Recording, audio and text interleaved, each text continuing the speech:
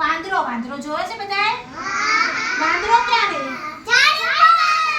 ચલો આપણે વાંદરા અને મગરની વાર્તા કહીશું. તે નદી હતી. નદીની પાસે એક જાંબુડાનું ઝાડ હતું. ઝાડની ઉપર મગર રહેતો હતો. ઝાડની ઉપર મગર રહે? મગર ક્યાં રહે?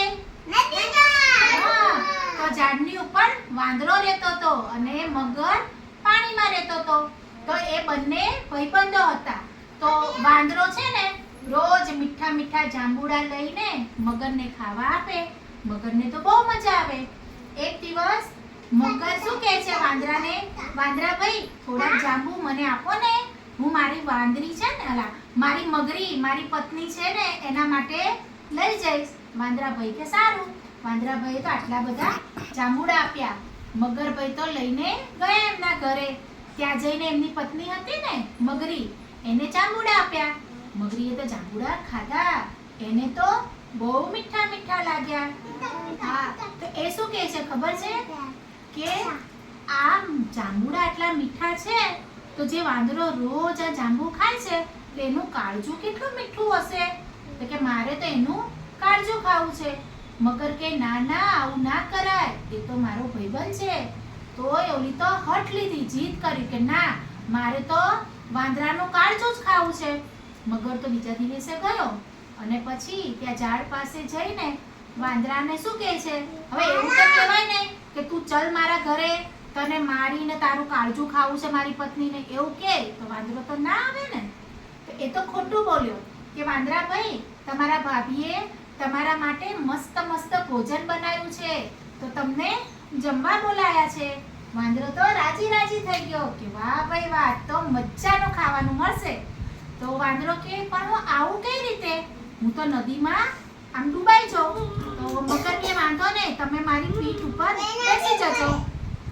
વાંદરો તો હૂપ કરીને કૂદકો માર્યો અને જે મગર હતો ને એની પીઠની ઉપર બેસી ગયો અને ધીમે ધીમે ધીમે ધીમે એ લોકો નદીમાં જતા હતા. રસ્તામાં વચ્ચોવચ્ચ આવ્યા ને, મગરને એમ થયું કે લાવો ને હું કહી દઉં વાંદરાને. તો મગરે તો વાંદરાને કીધું કે વાંદરા ભાઈ, હું તો તમારી આગળ જૂઠું બોલ્યો હતો, તમને ઘરે જમવા નથી બોલાયા. મારી જે મગરી છે ને એને તમારું કાળજું ખાવું છે. ઓહો, વાંદરો તો ડરી ગયો. હવે કરવું શું? કૂદકો મારીને જઈ ના શકે તો નદીમાં પડે તો ડૂબીને મરી જાય. તો એને છે ને વિચાર કર્યો, યુક્તિ વિચારી અને એને શું કીધું, હા મગર ભાઈ, તમે મને પહેલા કીધું હોત તો હું કાળજું સાથે લઈને આવત. હું તો મારું કાળજું છે ને ઝાડ ઉપર સુકવવા મૂક્યું છે. કાળજું કોઈ દિવસ ઝાડ ઉપર સુકવવા મુકાય? એ તો ક્યાં હોય? કાળજું ક્યાં હોય? આપણા શરીરની અંદર, અહીંયા હોય કાળજું. એને બહાર કાઢીએ તો મરી જઈએ ને. પણ મગરને એવો વિચાર આવ્યો નહીં. એ તો મૂર્ખ હતો, એને ખબર ના પડી કે વાંદરો ખોટું બોલે છે. તો કે વાંધો નહીં. મગર કે સારું, ચલો આપણે પાછા જઈએ અને તમારા ઝાડ ઉપરથી કાળજું લઈ લઈએ. તે કે સારું. તો મગર તો પાછો ફર્યો, નદીમાં તરતો તરતો તરતો ઝાડ પાસે આવ્યો. જેવો ઝાડ નજીક આવ્યો ને, વાંદરો તો હૂપ કરીને કૂદકો માર્યો ને ઝાડની ઉપર ચડી ગયો. ને ઉપર ચડીને પછી કે એ મૂર્ખ મગર, તને ખબર પડે છે કાળજું કોઈ ઝાડ ઉપર મુકાય? એ તો આપણા શરીરની અંદર હોય. અને સારું થયું કે મને ખબર પડી ગઈ કે તું આવો દગાબાજ છે, તું લુચ્ચો, તું ભાઈબંધ છે મારો, કે તે મારી સાથે દગો કર્યો.